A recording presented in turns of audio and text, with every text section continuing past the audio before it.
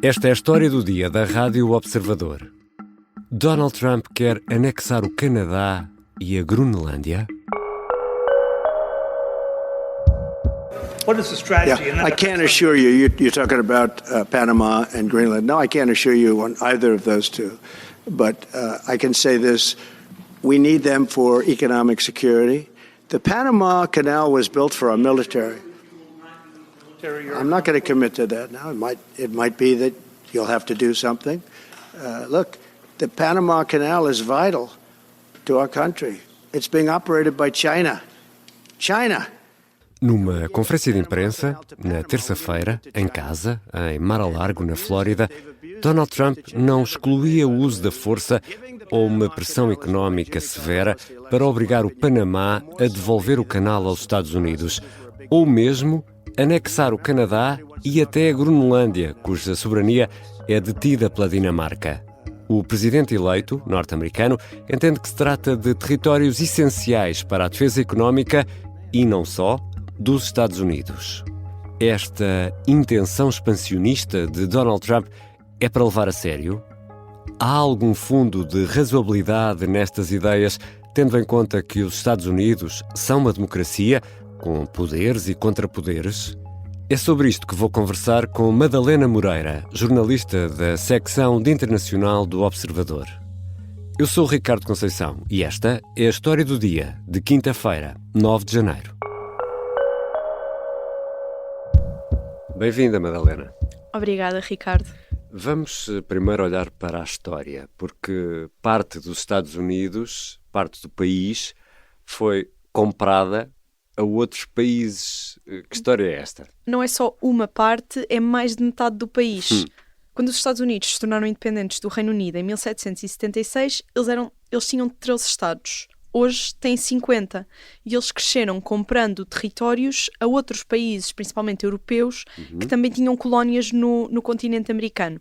A maior destas compras, que é considerado um dos maiores negócios do imobiliário na história da humanidade, foi o que se chama a Louisiana Purchase, em 1803, em que eles compraram a França. Mas eles não compraram só o estado do Louisiana, eles compraram todo o território entre o rio Mississippi e as Montanhas Rochosas, que é, quem olha para o mapa dos Estados Unidos, toda aquela faixa central que hoje se estende ao longo de 15 estados. E depois compraram a Flórida à Espanha, compraram o Novo México e o Arizona ao México, compraram o Alasca à Rússia e depois também se aventuraram além mar, porque compraram Guam e Porto Rico, que até hoje ainda são territórios norte-americanos, e as Ilhas Virgem. E Guam é no Pacífico, não é? Exatamente.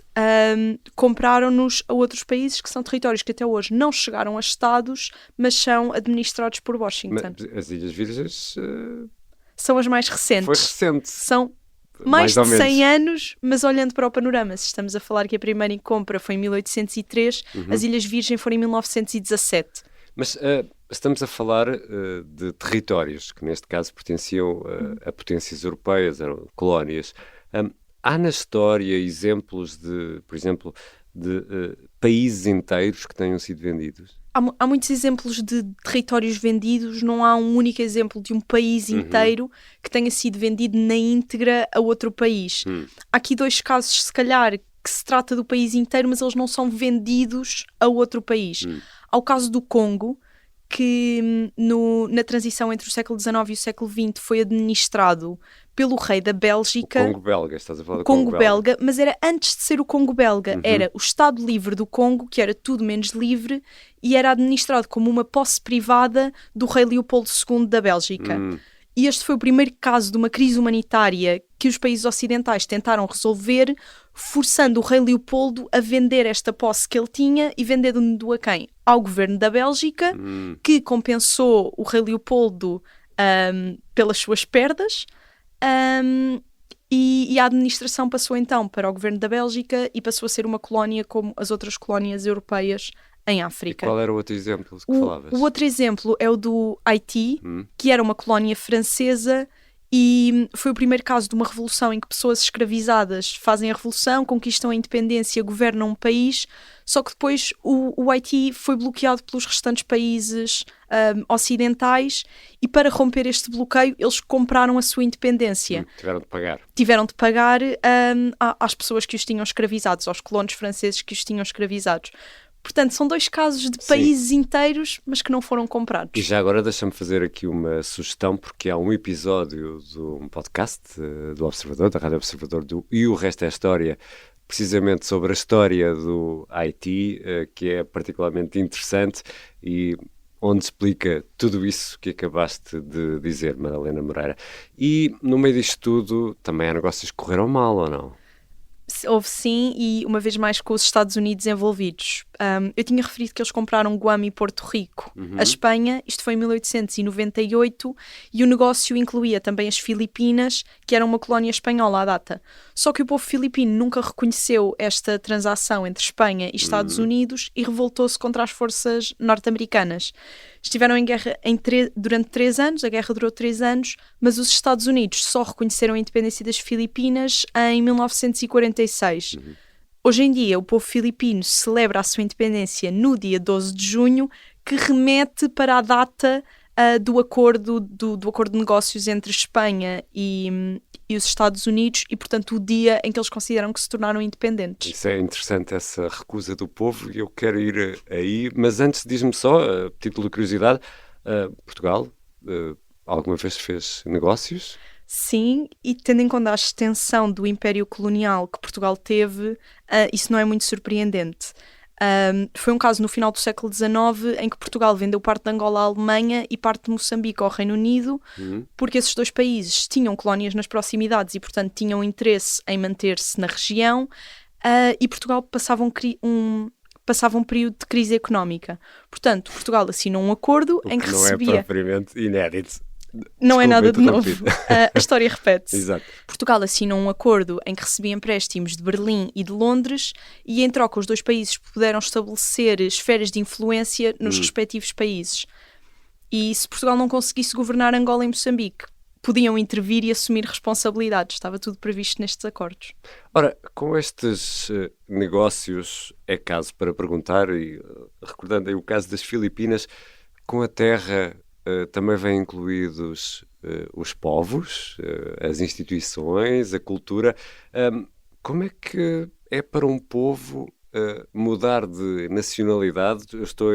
Não imagino, por exemplo, a nossa reação se Espanha comprasse esta faixa de terreno com vistas desafogadas para o mar aqui na Europa e clima temperado.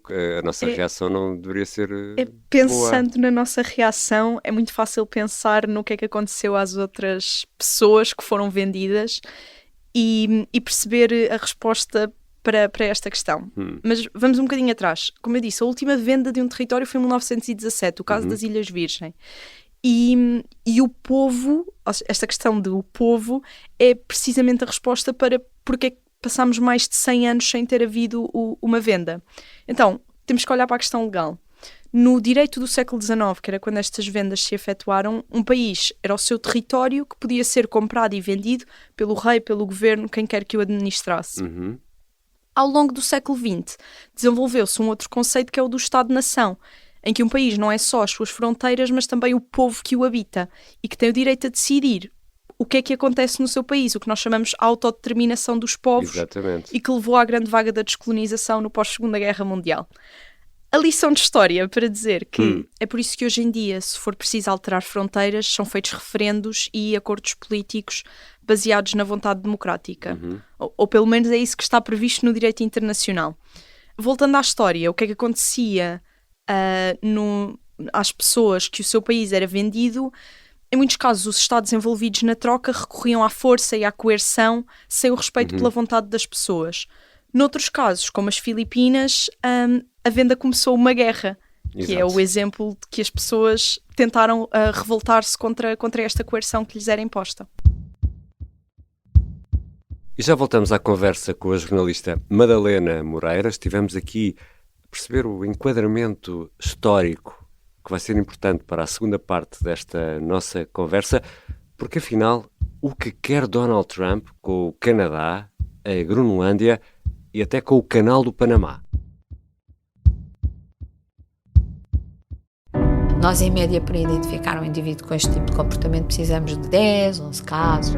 Esta é a conturbada investigação ao assassino em série que há 30 anos aterrorizou o país e desafiou a PJ.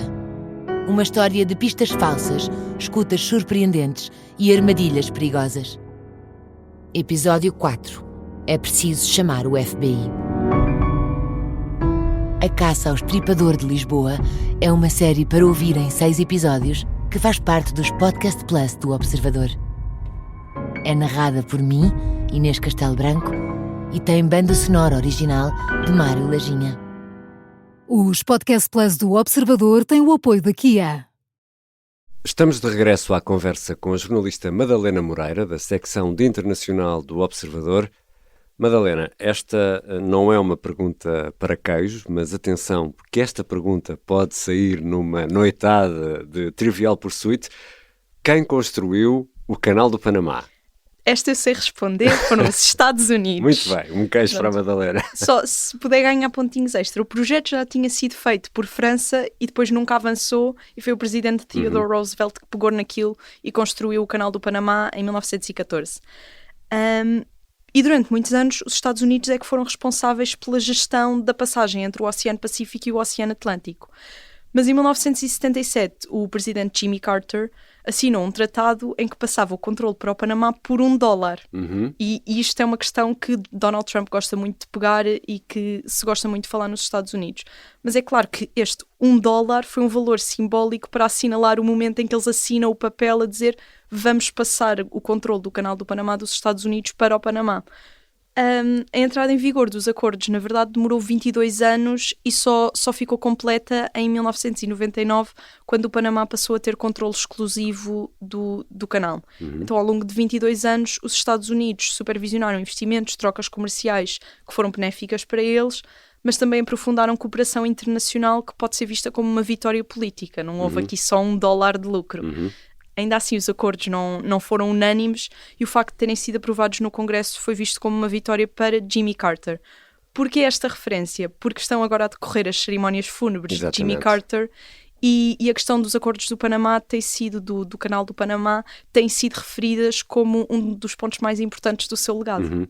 E como ouvimos no arranque deste episódio, Donald Trump, que toma posse como presidente dos Estados Unidos a 20 de janeiro, admite ou não exclui o uso de força militar ou pressão a sério, pressão económica, política, para recuperar o Canal do Panamá. Afinal, de que é que Donald Trump tem receio? O que é que se passa aqui? O principal problema para Donald Trump é o preço das tarifas para passar no canal, que os navios têm que pagar para passar no canal. Exatamente. Que ele considera, passo a citar, ridículas. They laugh at us because they think we're stupid, but we're not stupid anymore. Ora, os Estados Unidos são o principal cliente do Canal do Panamá e, portanto, sentem este aumento de preços, que, um parênteses, pode ser justificado com a diminuição do caudal, ou seja, com menos água no canal, passam menos barcos e, portanto, se o Panamá quer continuar o lucro, tem que aumentar os preços da passagem. A estratégia de Trump para os Estados Unidos não continuarem a sofrer este roubo, como ele chama, é recuperar o controle total. E depois há uma segunda questão, mais política, que é o facto da China ter aumentado a sua influência na região. Porque depois dos Estados Unidos, a China é o maior cliente e há 2 empresas chinesas que, apesar de não terem controle direto, operam nos 2 lados do canal, o que lhes dá poder, um poder que Donald Trump não quer tão perto de casa. E, portanto, ele diz mesmo que não quer que o Canal do Panamá caia nas mãos erradas. E vamos do Panamá para o Canadá. Donald Trump, Madalena, quer anexar o vizinho de cima? Esta vem de onde? Esta decisão de Trump, esta declaração de Trump de que quer anexar o Canadá é um jogo político para ter vantagens económicas. Então, as expressões que ele tem utilizado, que é referir-se ao Canadá como o Estado 51, acho que 50 estados, e portanto referir-se ao Canadá como o Estado 51, ou a Justin Trudeau, o primeiro-ministro canadiano, como o governador do Canadá, são provavelmente toques para pressionar o governo canadiano. Trudeau acabou de apresentar a demissão, há um clima de crise política no Canadá. Exatamente. Há um clima de crise política no Canadá e provavelmente o que Trump está a querer fazer é aproveitar-se para pressionar o governo e fazer o quê?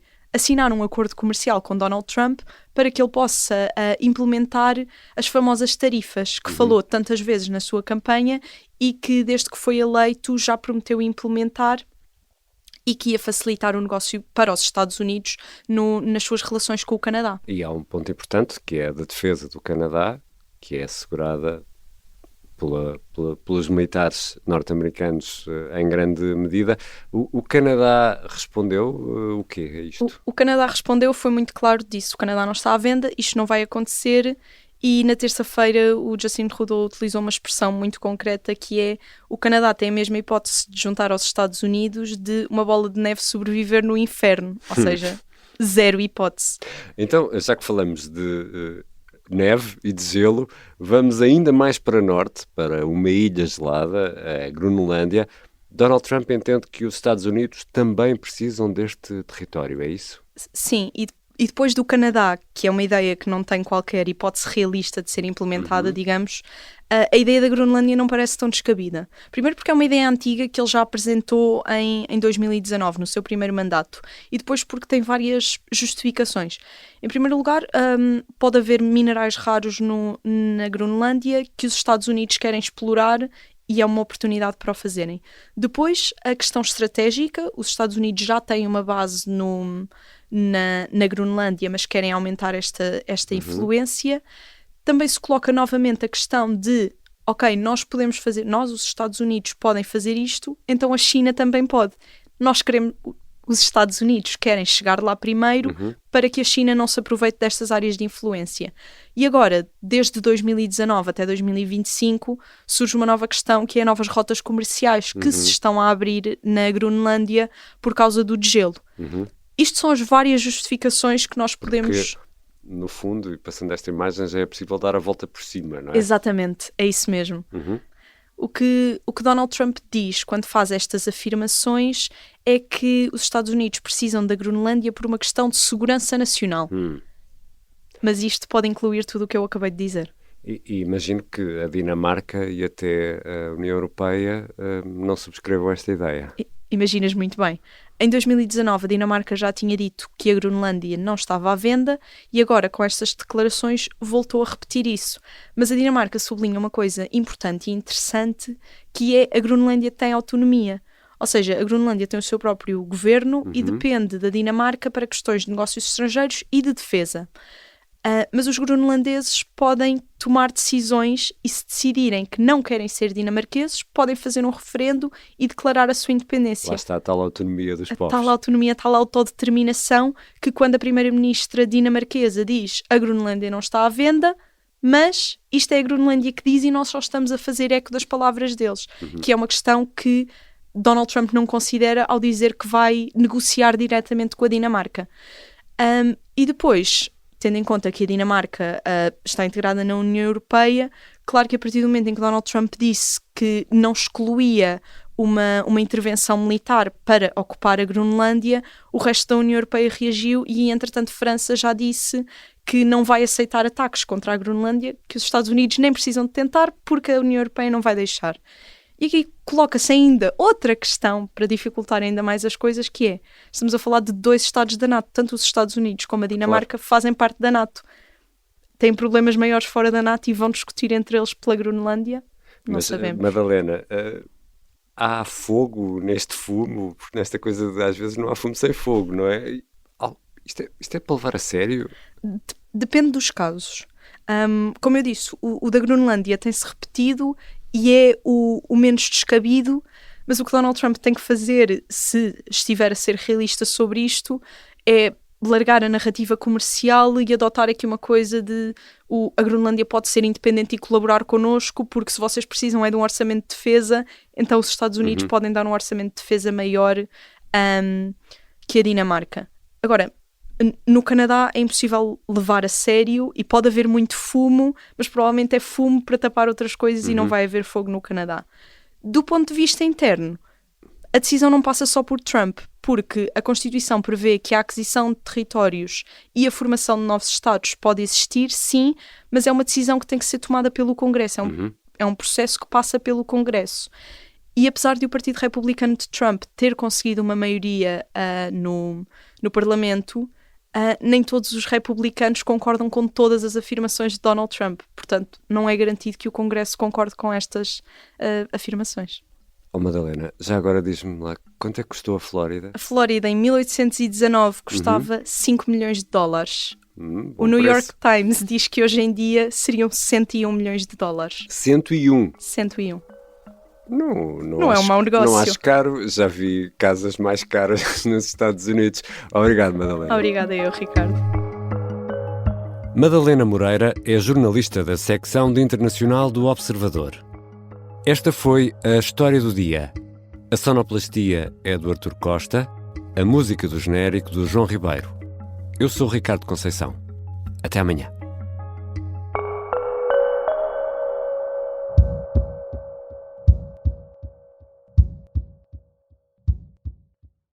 Se gostar deste podcast, pode seguir, dar 5 estrelas e comentar o episódio na Apple Podcasts ou no Spotify. Pode também subscrever e gostar no YouTube. Assim recebe uma notificação sempre que houver um novo episódio.